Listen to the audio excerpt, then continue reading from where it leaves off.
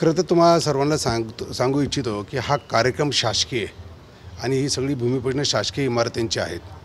पहिलं म्हणजे अहिल्या भवनाची पाहणी करणं, नवीन मेंटल उभारण्याच्या याचं भूमिपूजन आहे, सेटलमेंट कमिशनरचं भूमिपूजन आहे आणि शासकीय इमारतीचं भूमिपूजन आहे.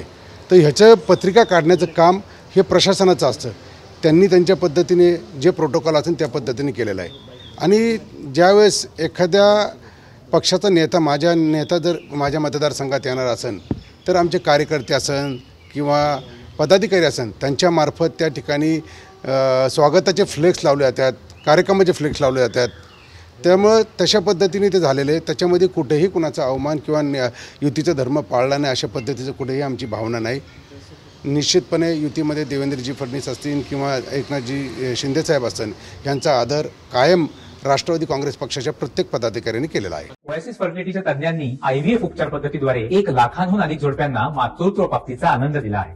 मोफत अपॉइंटमेंट बुक करण्यासाठी आजच संपर्क साधा. धन्यवाद. त्यात तुम्ही जो फोटो हे केलेला आहे व्हायरल, त्याच्यामध्ये उपमुख्यमंत्री देवेंद्र फडणवीस आणि मुख्यमंत्र्यांचा फोटो नाही, याला त्यांचा आक्षेप आहे. आणि जी विकास कामं आता होत आहेत त्याला त्यांनी पण मदत केलेली आहे, त्यांचा पण हातभार आहे असं त्यांचं म्हणणं आहे. तुम्ही एकट्यानेच ही सगळी कामं केलेली नाही. ही कामं खरं तर प्रशासनाच्याच माध्यमातून आलेली आहेत. फक्त याच्यामध्ये आता ह्या काळामध्ये दरम्यानच्या पाठपुरावा करून ती लवकरात लवकर ह्याच्यासाठी आमचा प्रयत्न झालेला आहे. त्यांनी केला असेल तर तसं त्यांनी पुटअप करावं बस. फोटो काढायचे आपले तुम्ही फोटो दरवेळेस ह्या ठिकाणी आज माझ्या कार्यकर्त्यांनी किंवा आमच्या ह्याच्यातनं जे काय आहे त्या नेत्याचे स्वागताचे टाकले, त्याच्यामध्ये कुठलेही बाकीचे उल्लेख नाही आहे. धन्यवाद. ही एवढी एकच वेळ नाही आहे, पहिली वेळ नाही आहे. अनेक वेळा जगदीश मुळीक आणि तुमच्यामध्ये अगदी सॉफ्ट तिणगी म्हणू शकतो आपण ती पाहायला मिळते. महायुतीमध्ये वडगाव शेरीमध्ये खरंच काही अलबेल आहे का असं तुम्हाला वाटतं? मला तर असं कुठं जाणवत नाही. आणि जे काय ते वरचे नेते सगळे निर्णय घेतील ना, आपण त्याच्यावरती कशाला भाष्य करावं.